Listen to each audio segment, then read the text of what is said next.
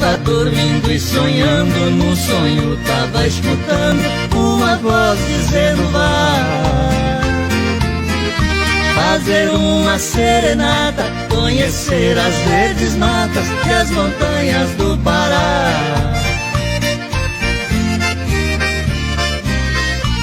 Ali naquele momento eu entrei de mata dentro e afinei meu violão. Por estar em terra estranha, pedi licença à montanha e cantei uma canção.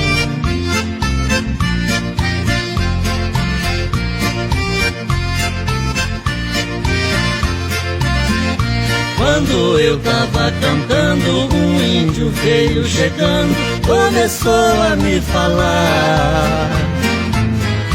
Me chamou de Socicaba, você vai... Quai, seu app de vídeos curtos.